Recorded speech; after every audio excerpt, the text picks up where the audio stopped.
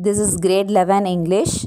Today's lesson is from your Snapshots supplementary book, lesson number 2, The Address, written by Margaminko. Before moving into the lesson, let's see about the author, Marga Minko, pseudonym of Sarah Minko. Pseudonym means pen name. That means the real name of Marga Minko is Sarah Minko. She is a Dutch journalist and writer. Minko began work as a trainee journalist on the British Courant in 1938. Her youth and her experiences during the war inspired her to start writing novels. Thus, her stories revolve around the existential problems, that means factual problems often faced by survivors. Let's see the characters of the story. The narrator, Mrs. S, narrator's mother, Mrs. Darling, Mrs. Darling's daughter.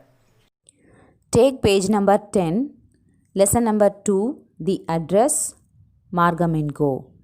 Before getting into the lesson, let's see what is given in the box below the title.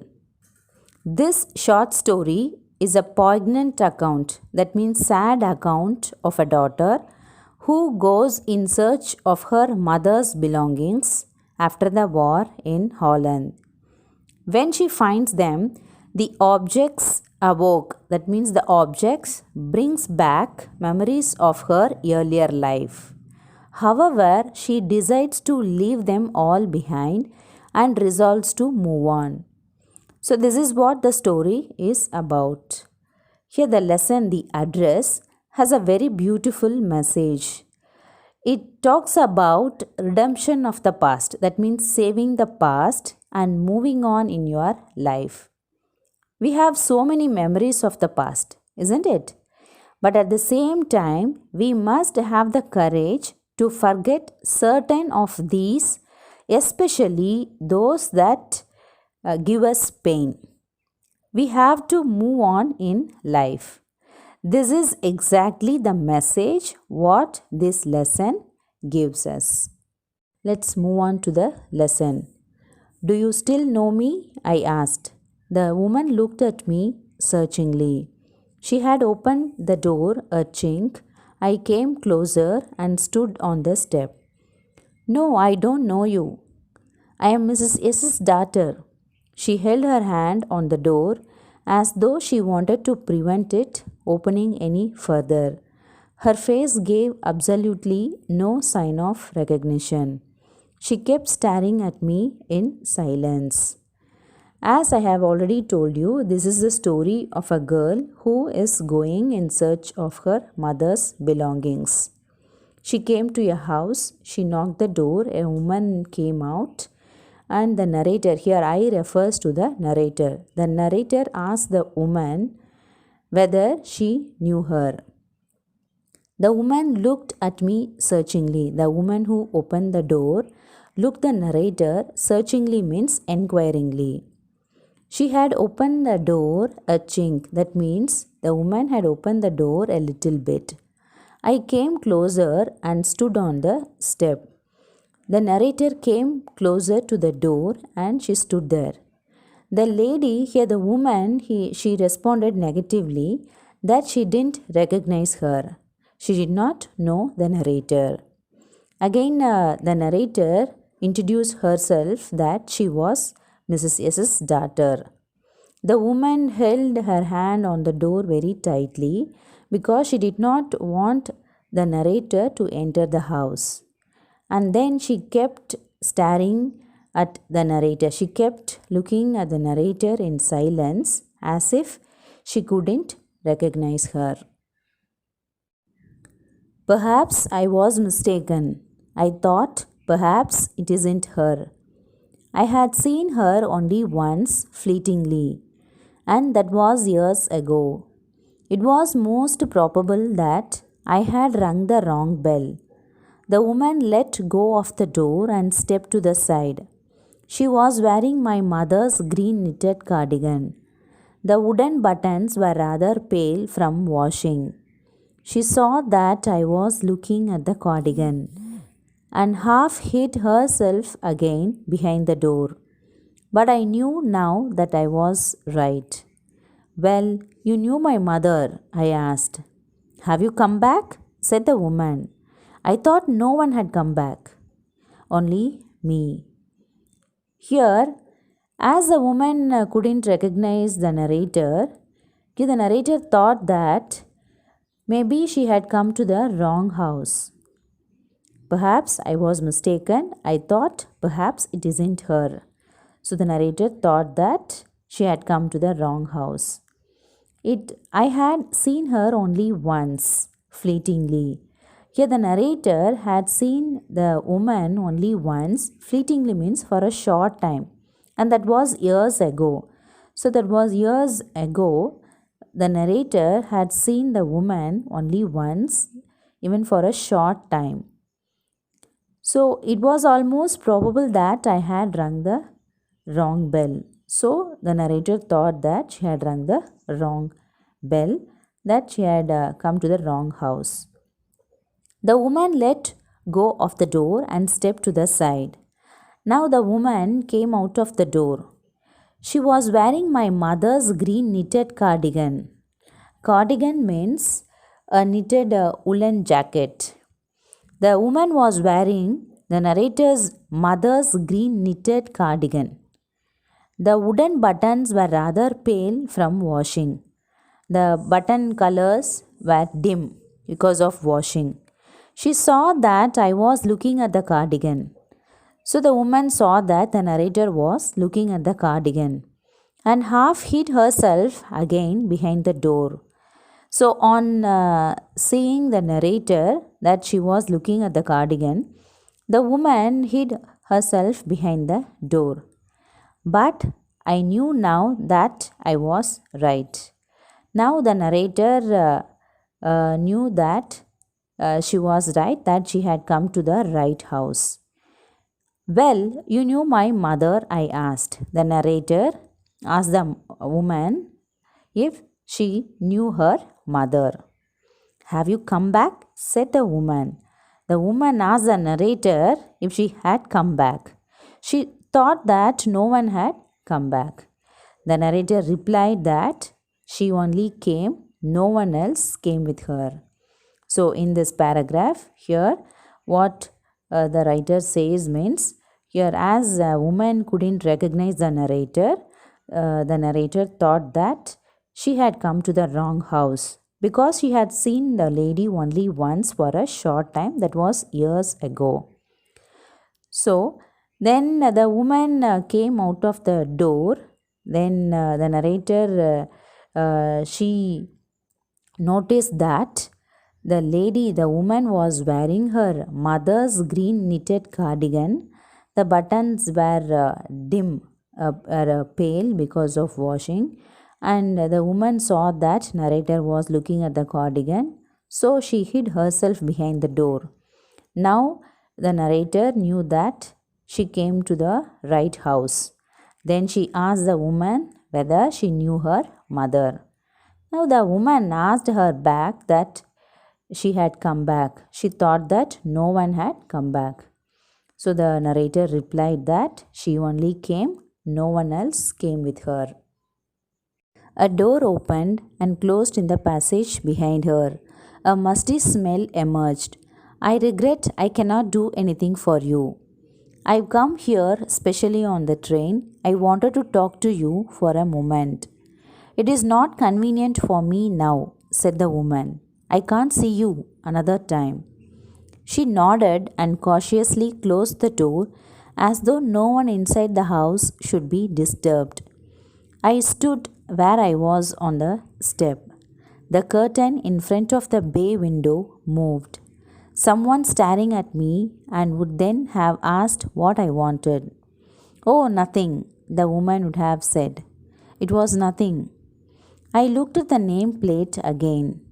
Darling, it said in black letters on white enamel. And on the jamb, a bit higher, the number 46.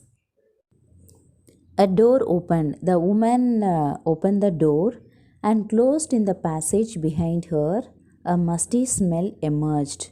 Passage here, hall. the woman had opened the door, and behind her there was a passage, a musty smell, a unpleasant smell, a smell of dampness.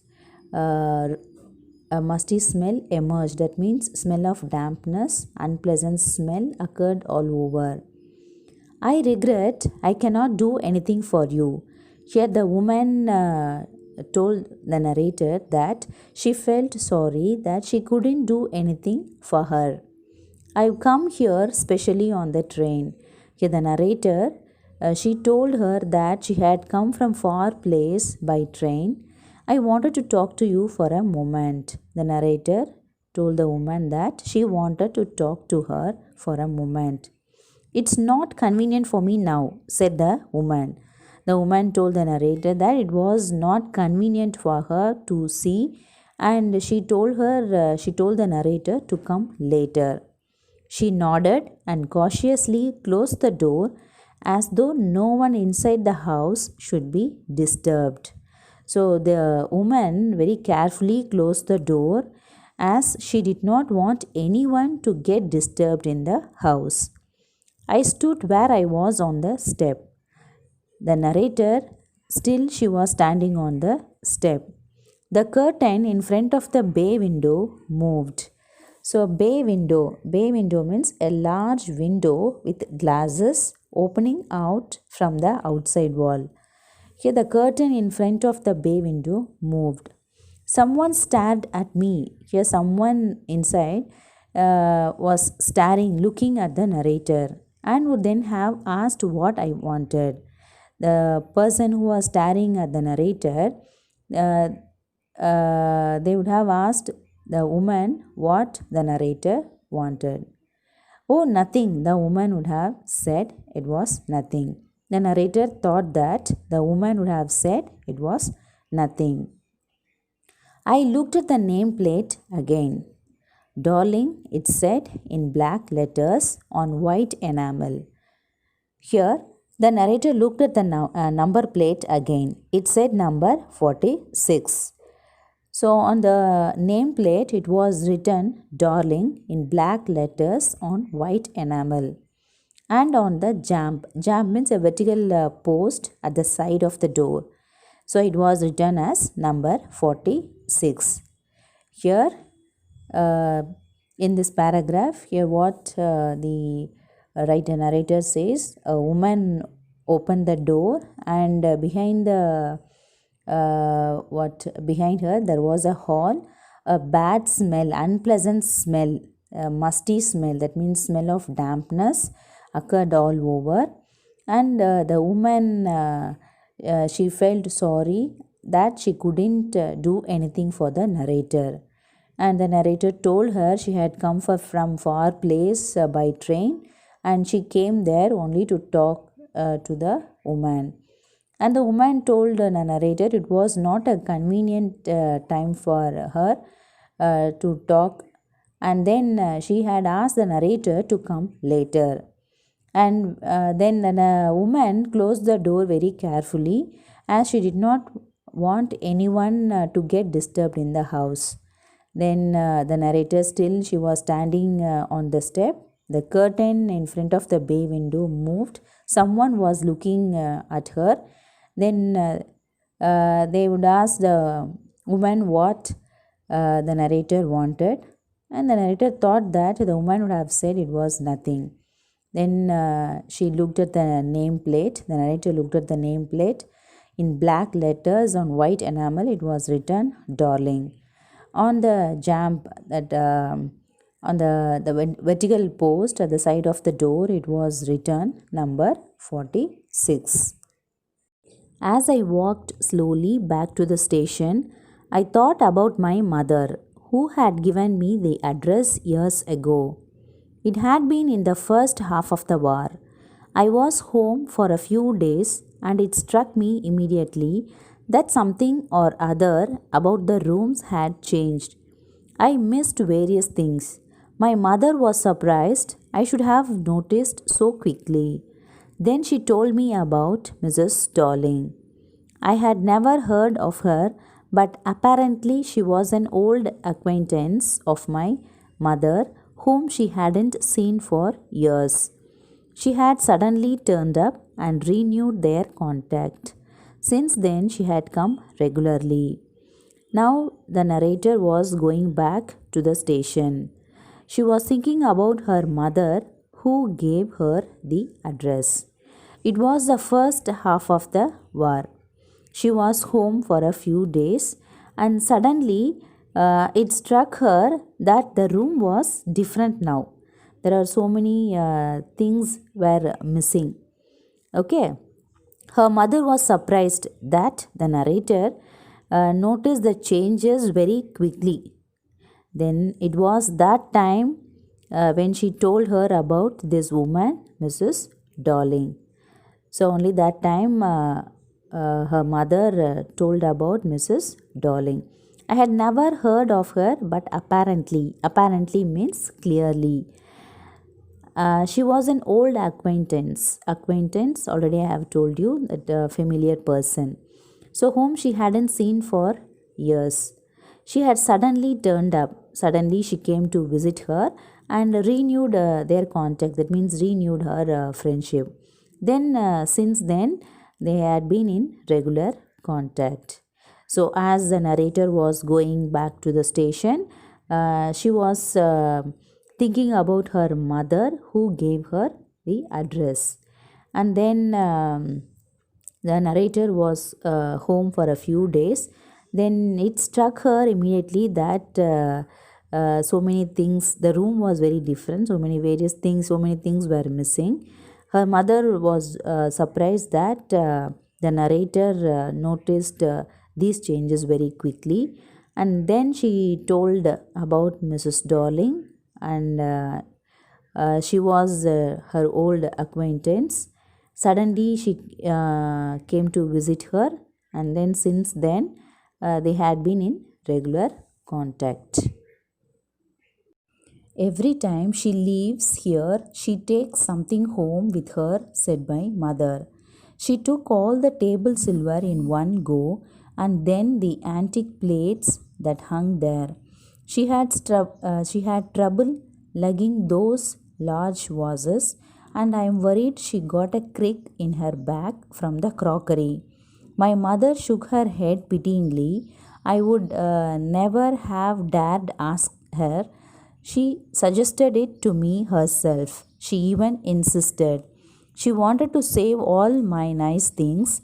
If we have to leave here, we shall lose everything, she says. Have you agreed with her that she should keep everything? I asked. As if that's necessary, my mother cried. It would be an insult to talk like that.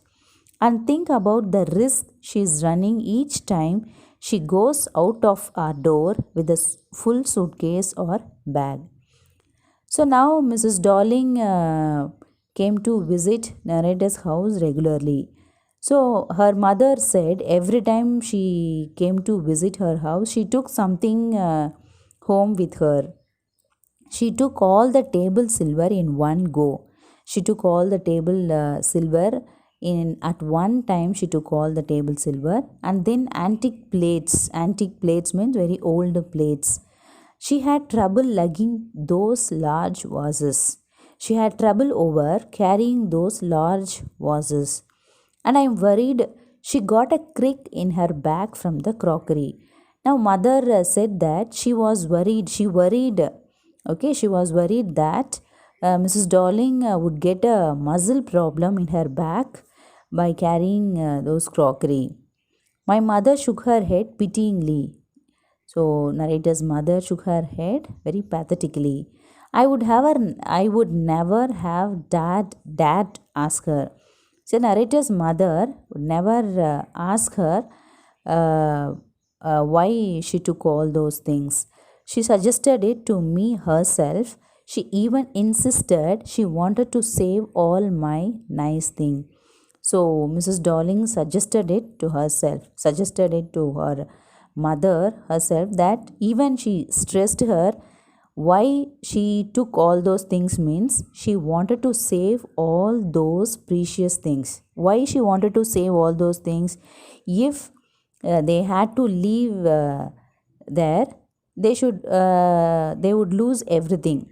So Mrs. Darling suggested the narrator's mother that she wanted to save all those precious things. So the reason she told Mrs. Darling said was she wanted to save all those precious things, because if they had to leave there, they would lose everything. So that's why she wanted to take all those things and keep safely. Now the narrator asked, "Have you agreed with her that she should keep everything?" So she asked her mother if she really wanted her to take all the things with her. Now the mother replied, my mother cried, "As if that's necessary. It would be simply be an insulting to talk like that." Here, narrator's mother, she replied, it was an insulting question to ask like that.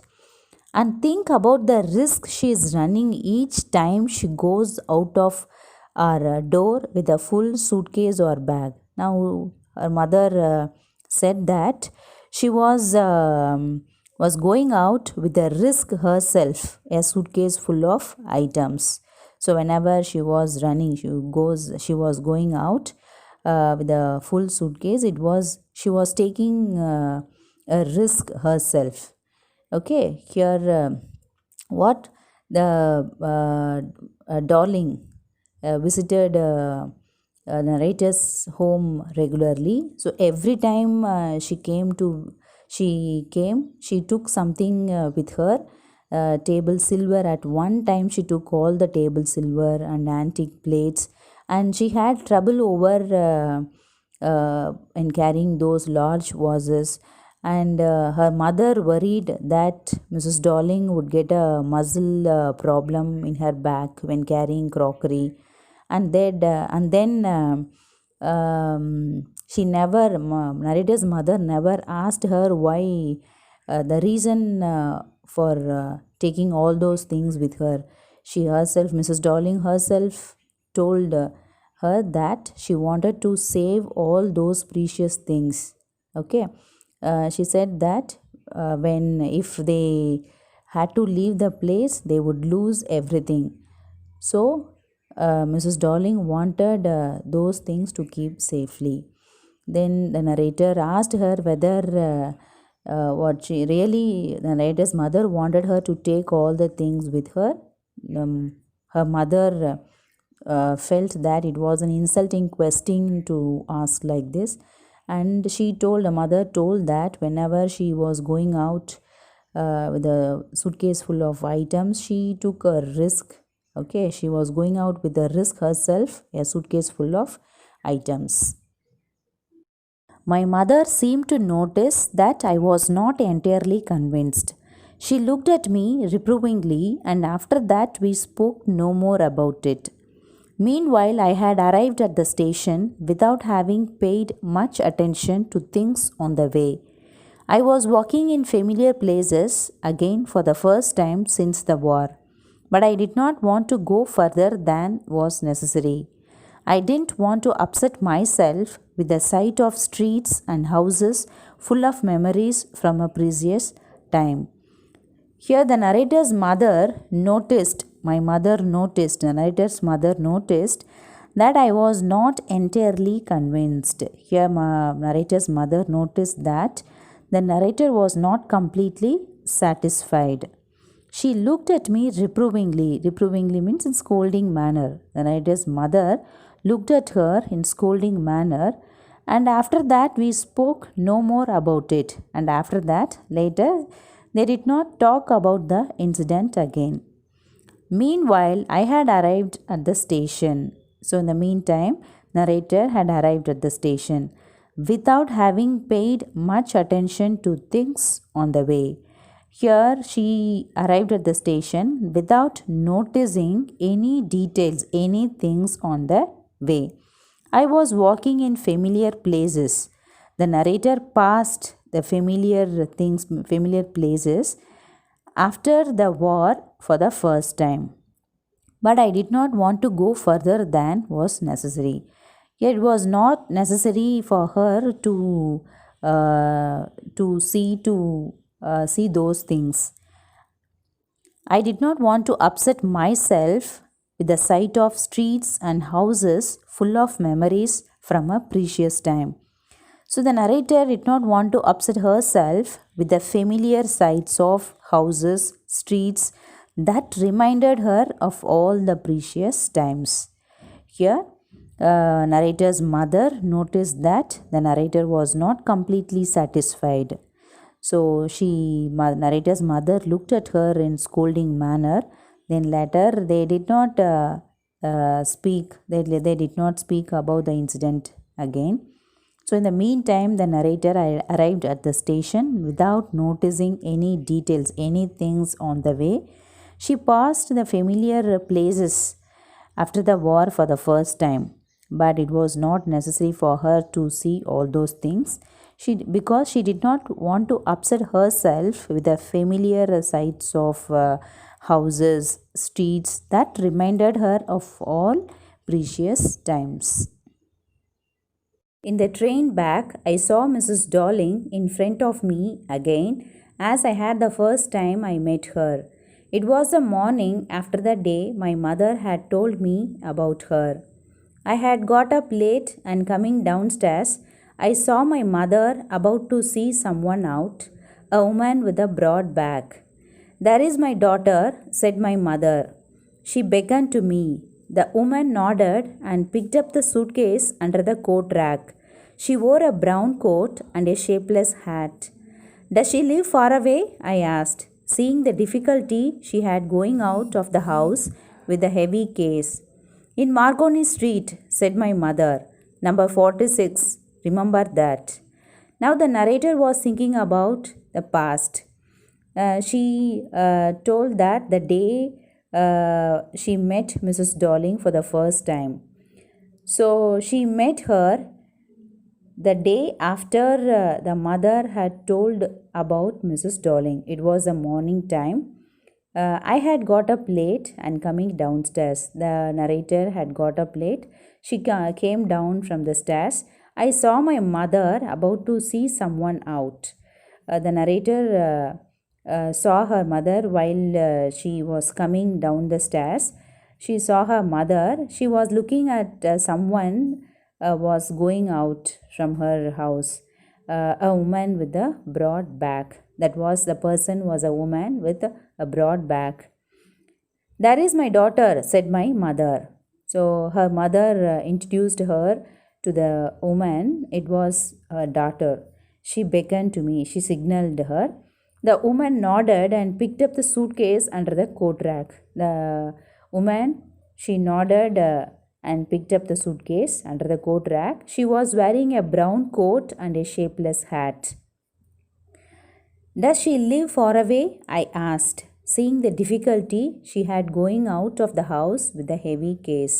Here the narrator, on seeing the woman who was going out of the house with the heavy case, on seeing her, she asked her mother whether she lived far away. So her mother replied, "In Marconi Street, number 46." And also her mother told her to remember that. So here the narrator was thinking about the past and the day which met Mrs. Darling for the first time. It was the morning time. After that day, her mother told her about Mrs. Darling. So that day she got up late. While she was coming down the stairs, she saw her mother and she was looking at someone, looking at a woman with a broad back who was going out. And on seeing her daughter, her mother introduced her to the lady, to the woman. It was her daughter, and she signaled to her. The woman nodded and picked up the suitcase under the coat rack, and she was wearing brown coat and a shapeless hat. The narrator, she saw the woman was going out of the house with a heavy suitcase and asked her mother whether she lived far away. So her mother replied, she lived in Marconi Street, number 46 Marconi Street, and told the narrator to remember the address. I had remembered it, but I had waited a long time to go there. Initially, after the liberation, I was absolutely not interested in all that stored stuff, and naturally, I was also rather afraid of it. Afraid of being confronted with things and that had belonged to a connection that no longer existed, which were hidden away in cupboards and boxes and waiting in vain until they were put back in their place again, which had endured all those years because they were things. Here, the narrator had remembered the address, but I had waited a long time to go there. But the narrator took a long time to visit the place. Initially, after the liberation means freedom. So, after the freedom, I was absolutely not interested in all that stored stuff. So, on one hand, the narrator was not interested in all those things that were taken by Mrs. Darling. And naturally, I was also rather afraid of it. On the other hand, she was afraid of it. Afraid of being confronted with things that had belonged to a connection that no longer existed. For what the narrator was afraid of? She was afraid of getting tackled with the past memories and connections that no longer existed. The connections were hidden away in cupboards and boxes. It seemed those memories were waiting in vain to put back in their place again, as they had suffered, which had endured all those years because they were things. So they had suffered all these years because they were only things. Here, the narrator had remembered the address, but she took a long time to visit the place. Okay, after the freedom, she felt that on one hand she was not interested in all that stored stuff, the things, the precious things that were taken by Mrs. Darling. On the other hand, she was afraid. Okay, why she was afraid? She was afraid of getting tackled with the past memories and connections that no longer existed. The connections were hidden away in cupboards and boxes. It seemed those memories were waiting in vain to put back in their place again. So they had, as they had suffered all these years, so these things they had suffered all these years because they were only things. But gradually, everything became normal, more normal again. Bread was getting to be a lighter color. There was a bed you could sleep in unthreatened, a room with a view you were more used to glancing at each day. And one day I noticed I was curious about all the possessions that must still be at that address. I wanted to see them, touch, remember. After my first visit in vain to Mrs. Darling's house, I decided to try a second time. Now, a girl of about 15 opened the door to me. I asked her if her mother was at home. No, she said. My mother's doing an errand. No matter, I said. I'll wait for her. So now, but gradually everything became more normal again. That means everything was getting normal in the narrator's life. Bread was getting to be a lighter color. There was a bed you could sleep in unthreatened. Unthreatened means without any fear. A room with a view you were more used to glancing at each day. Here, these lines indicate that life was slowly returning to normalcy after the World War I. Europe had to face the maximum destruction during the First World War. Now, after that, during that time, normal life was disrupted, that means disturbed, and food was scarce. That means there was in demand, okay, insufficient. There was insufficiency for food. Okay, so during the First World War, so normal life was disturbed and food was in demand. So here these line indicate that. Okay, And one day I noticed I was curious about all the possessions. So one day the narrator got curious about the belongings. Possessions means belongings that were still at that address. The narrator wanted to see them and touch. Okay, so she remembered the address also. So, after my first visit in vain to Mrs. Darling's house, I decided to try a second time. So, the first visit was useless. After the first hopeless visit, the narrator decided to try one more time. So, she wanted to try a second time. So, this time, a girl of about 15 opened the door.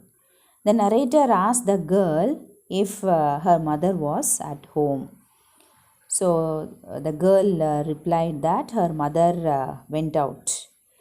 The narrator said that she would wait for her. So here everything was getting normal in narrator's life, and then so the bread was getting to be lighter. So these lines indicate that life was slowly returning to normalcy after the First World War, because during that time Europe had to face a maximum destruction. So normal life was disrupted, and food was in demand. So now everything was all right. So one day the narrator got curious about the belongings of her mother's, and she thought that those things were still at that address, and she wanted to see them and touch them. Then the first visit was useless. So after the first hopeless visit, the narrator decided to try one more time. So this time a girl of 15 opened the door, and the narrator asked her whether her mother was at home. The girl replied that her mother went out. So narrator told her that she would wait for her. I followed the girl along the passage. An old-fashioned iron Hanukkah candle holder hung next to a mirror. We never used it because it was much more cumbersome than a single candlestick. "Won't you sit down?" asked the girl. She held open the door of the living room, and I went inside past her. I stopped, horrified. I was in a room I knew and did not know. I found myself in the midst of things I did want to see again, but which oppressed me in the strange atmosphere, or because of the tasteless way everything was arranged, because of the ugly furniture, or the muggy smell that hung there. I don't know, but I scarcely dared to look around me. The girl moved a chair. I sat down and stared at the woolen tablecloth. I rubbed it. My fingers grew warm from rubbing. I followed the lines of the pattern. Somewhere on the edge there should be a burn mark that had never been repaired. So here now second time the narrator visited Mrs. Darling's house, but Mrs. Darling was not there. So her daughter opened the door and welcomed her, and the narrator told her that she would wait for her. The narrator followed the girl along the passage, that means along the corridor. The narrator followed the girl. An old-fashioned iron Hanukkah candle holder hung next to a mirror. So the narrator saw an old-fashioned iron Hanukkah candle holder. Hanukkah means the Feast of Lights, a Hebrew festival in December. So she saw an old-fashioned iron Hanukkah candle holder hung next to a mirror. We never used it because it was much more cumbersome than a single candlestick. Here the narrator told that they never used it because it was very heavy than a single candlestick. This Hanukkah candle holder, it has spots for 9 candles. So it was very heavy. The narrator told that they never used it. "Won't you sit down?" asked the girl. The girl asked the narrator to sit down. She held open the door of the living room and I went inside past her. So the girl, Mrs. Darling's daughter, opened the door of the living room and narrator went inside. When she went inside, she stopped and horrified. Horrified means she disturbed. I was in a room I knew and did not know. So she was in a room, in the living room. The things which were there that she knew, but she did not know why she was disturbed. I found myself in the midst of things I did want to see again. She was in the middle of things which she wanted to see again. Okay, she was in the room. In the room there were things which the narrator wanted to see. Okay, but which oppressed me in the strange atmosphere. So these things, they oppressed means troubled, they burdened her. Okay, in the strange atmosphere, when she saw those things, she was disturbed. Maybe because of tasteless way everything was arranged, because the way things were arranged, or because of ugly furniture, or the muggy smell that hung there, that humid smell, okay, unpleasant smell in the room.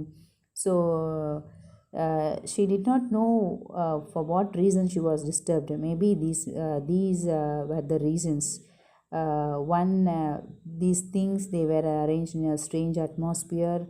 Maybe the way the things were arranged, or the ugly furniture, or the humid smell in the room. I don't know. But I scarcely dared to look around me. So she did not know. She was scared to look everything. The girl moved a chair. I sat down and stared at the woolen tablecloth. So now the narrator sat down and looked at the woolen tablecloth. I rubbed it. The narrator rubbed the cloth. My fingers grew warm from rubbing. The narrator's fingers felt warm from rubbing. I followed the lines of the pattern. The narrator, she could feel the lines of the pattern. Somewhere on the edge, there should be a burn mark that had never been repaired. Now she remembered a burn mark on the edge that was never repaired. So here now, second time, the narrator came to Mrs. Darling's house, and Mrs. Darling's daughter was there. She told her mother went out. So the narrator told that she would wait for her mother. Now narrator followed the girl along the corridor, and she saw an old-fashioned iron Hanukkah candle holder that hung next to a mirror. And she told that they never used it because it was very heavy than a single candlestick, so they never used it. And then she went inside the living room and she stopped there, and she was disturbed when she was in that room, because now she was in the middle of the things which she wanted to see again. So the reason for the why she disturbed, maybe they burdened her on seeing. She disturbed. Maybe these things, they arranged in a strange atmosphere, and the way things were arranged, or because of ugly furniture, or the humid smell, bad smell, unpleasant smell in the room. And she did not know for what reason, maybe all the reasons. She was scared to look everything, and she sat down and she looked at a woolen tablecloth. When she rubbed it, she felt warm, and she followed the lines of the pattern. Now she remembered a burn mark on the edge that was never repaired. "My mother will be back soon," said the girl. "I've already made tea for her. Will you have a cup?" "Thank you." I looked up. The girl put cups ready on the tea table. She had a broad back, just like her mother. She poured tea from a white pot. All it had was a gold border on the lid, I remembered. She opened a box and took some spoons out. That's a nice box. I heard my own voice. It was a strange voice, as though each sound was different in this room. Oh, you know about them? She had turned round and brought me my tea. She laughed. My mother says it is antique. We've got lots more. She pointed round the room. See for yourself. Here now, the girl said her mother would be back soon. And I've already made tea for her. So the girl already had made tea for her mother, and she asked the narrator whether she would like to have a cup of tea. The narrator answered, "Thank you." I looked up. The narrator looked at the girl, looked up. The girl put cups ready on the tea table. The girl put 2 cups of tea in front of her. She had a broad back just like her mother.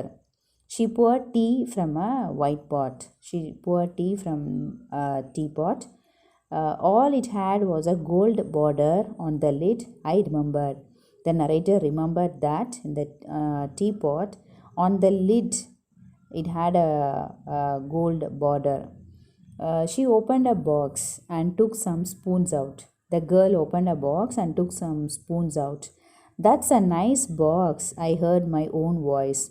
Here the narrator complimented that was a nice box. It was a strange voice, as though each sound was different in this room. So narrator felt weird hearing her own voice, as though each sound was different in that room. Oh, you know about them? She had turned round and brought me my tea. The girl had turned round and brought narrator tea and asked her whether she knew about the box. She laughed. My mother says it is antique. Her mother told her that it was antique, and they have got many. We have got lots more. She pointed round the room. See for yourself. She pointed around the room that there were more like that. So here the girl told the narrator that her mother would be back, and the girl asked the narrator whether she would like to have a cup of tea. Then the girl put 2 cups of tea in front of her, and she had a broad back just like her mother. Then she poured tea from a teapot, and the narrator remembered that on the lid it had a gold border. Then the girl opened a box and took some spoons out. This also here the narrator remembered, and she complimented that was a nice box, and she felt weird, unnatural when she heard her own voice.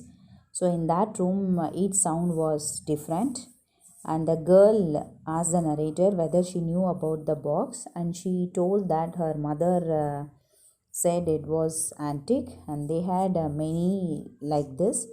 And she pointed around the room that there were more plates and things like that.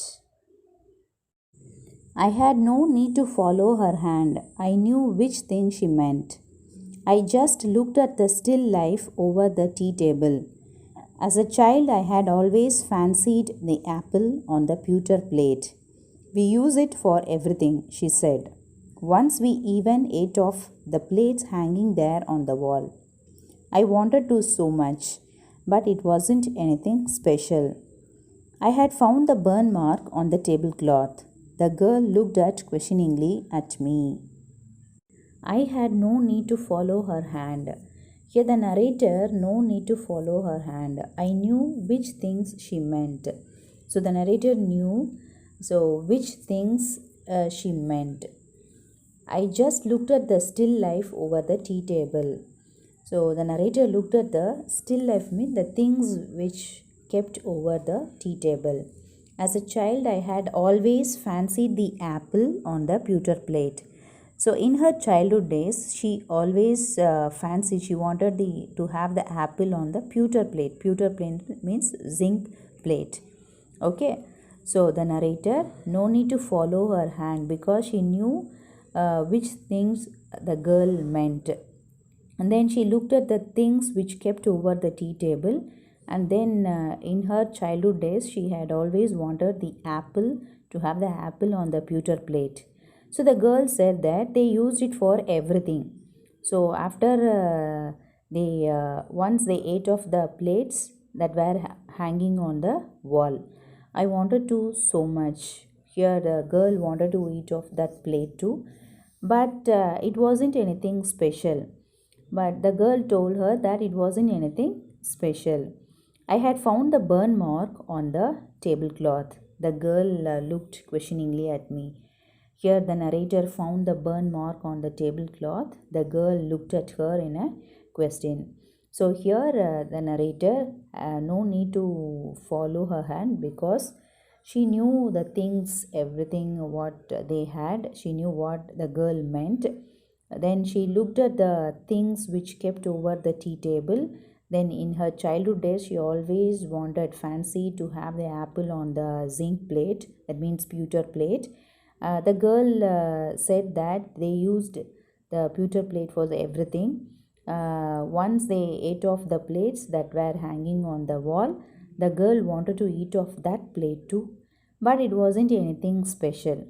Yeah, the narrator found the burn mark on the tablecloth. The girl looked at her in a question. Yes, I said, you get so used to touching all these lovely things in the house. You hardly look at them anymore. You only notice when something is missing because it has to be repaired or because you have lent it, for example. Here, yes, I said. Here, the narrator said yes. Then you get so used to touching all these lovely things in the house. The narrator told the girl that she get so used to touch all these lovely things in the house. Every day she was touching all these lovely things in the house.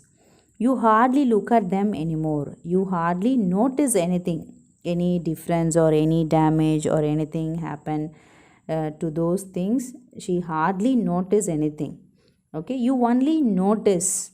Here the narrator told the girl, you only notice when something is missing, when something's if they were missing, then because it has to be repaired, because it had to be repaired, or because you have lent it, because she had lent it. So in these circumstances you would notice. Okay, here the narrator said yes, and the narrator told the girl she hardly noticed anything, any difference in the things, because she used to touch all these lovely things in the house. Every day she used to touch. Okay, she would notice. When she would notice means if anything if anything was missing, or it had to be repaired, or if she had lent it. So in this situation she would notice. Again, I heard the unnatural sound of my voice and I went on. I remember my mother once asked me if I would help her polish the silver. It was a very long time ago, and I was probably bored that day, or perhaps I had to stay at home because I was ill. As she had never asked me before, I asked her which silver she meant, and she replied, surprised, that it was the spoons, forks, and knives, of course. And that was the strange thing. I did not know the cutlery we ate of every day was silver. Here, again, the narrator heard her voice sound to be unnatural, her voice to be unnatural. And she continued. The narrator remembered her mother once asked her whether she would help her to polish the silver. It was a very long time ago. This happened a very long time ago, and I was probably bored. That means the narrator was bored that day. Perhaps I had to stay at home because I was ill. So she stayed that day in home because she was ill. She was sick.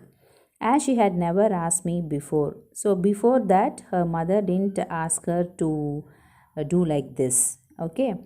So I asked her which silver she meant. So the narrator did not know what the silver, which silver she had to polish. Her mother replied, "It was a surprising one for the narrator. It was the spoons, forks, and knives, of course.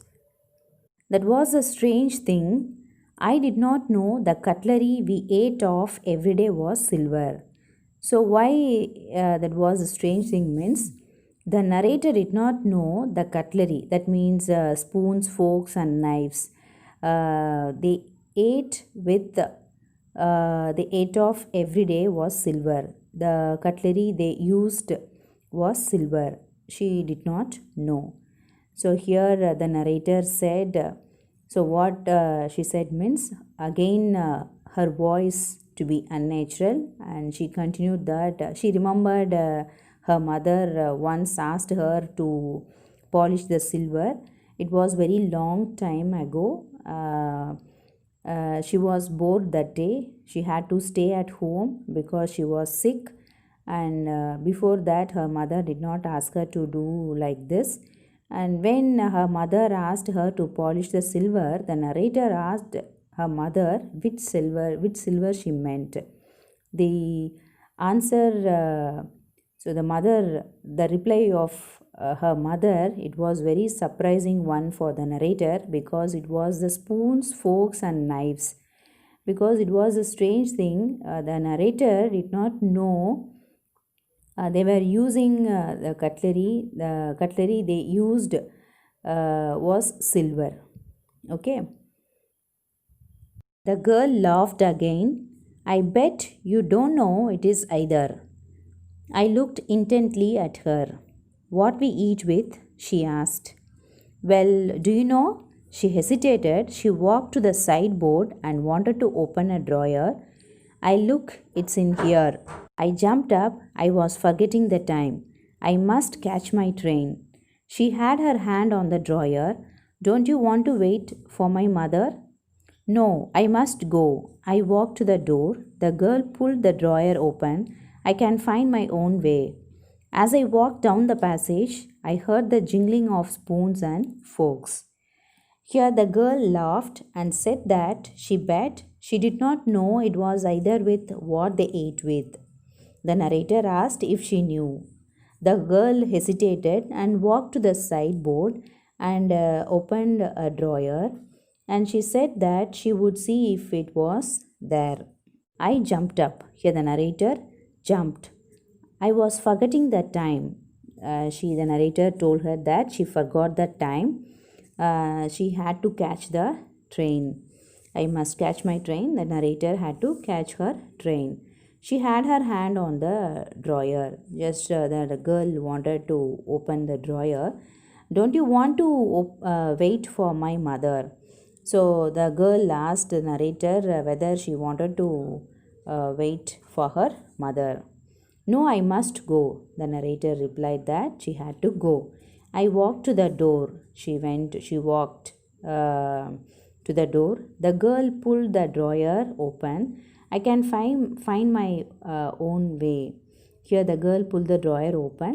The narrator said that she could find her way out and walked down the passage. As I walked down the passage, the narrator walked down the passage, I heard the jingling of spoons and forks. That means she heard the metallic sound of spoons and forks. Here, the girl laughed again, said that she did not know it was either with what they eat with. The narrator asked whether she knew. The girl hesitated and she walked to the sideboard and opened a drawer. She said that she would see if it was there. The narrator jumped and said she forgot the time because she had to catch the train. Okay, the girl asked her if she did not want to wait for her mother.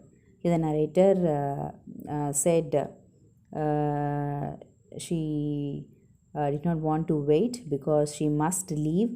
Then the girl pulled the drawer open, and the narrator said she could find her way out. And when she walked down the passage, she heard the ringing sound, metallic sound of spoons and forks. At the corner of the road, I looked up the nameplate. Marconi Street, it said. I had been at number 46. The address was correct. But now I didn't want to remember it anymore. I wouldn't go back there because the objects that are linked in your memory with the familiar life of former times instantly lose their value when severed from them.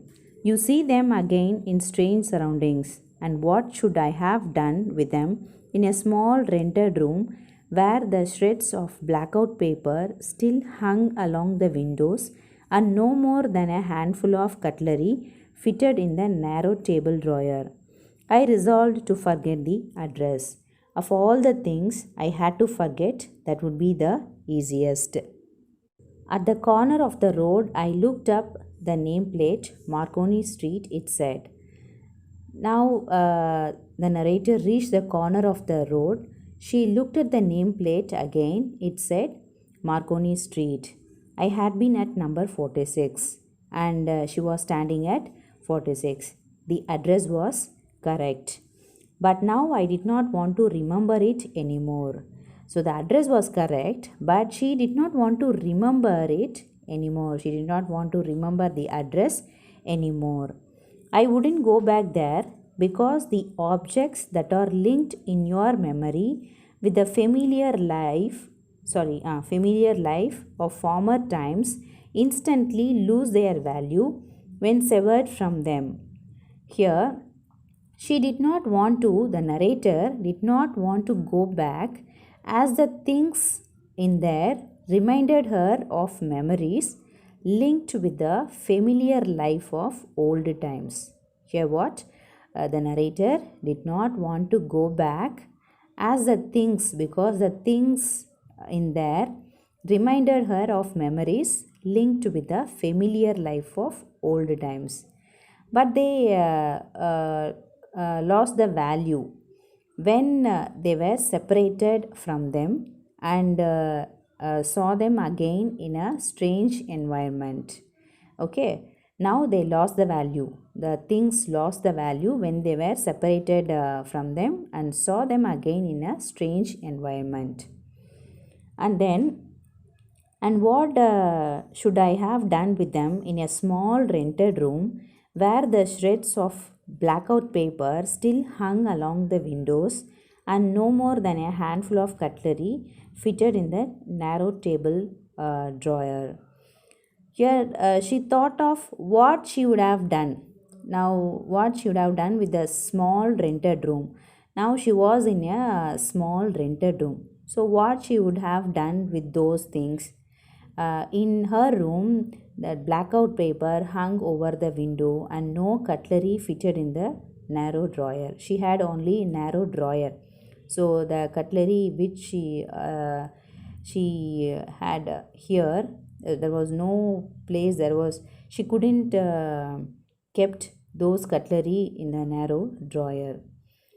I resolved to forget the address. Of all the things I had to forget, that would be the easiest. So, the narrator finally resolved on forgetting the address as it would be the easiest. So here the last paragraph says, when the narrator reached the corner of the road, she looked at the nameplate again. It said Marconi Street, and she was standing at 46. The address was correct, but she did not want to remember it anymore. Then she did not want to go back because the things there reminded her of memories that were linked with the familiar life of old times. Now they lost the value because they were separated from them and and saw them in a strange environment. Okay, when they were separated and in a strange environment, it was kept. Those things were kept. So they lost the value. Then the narrator thought of what she have done because she was living in a small rented room where blackout paper hung over the window. Then no cutlery fitted in the narrow drawer. So she thought of what she have done with those things. Then finally she resolved on forgetting the address because it would be the easiest one. Okay. So that's the end of the lesson. Thank you.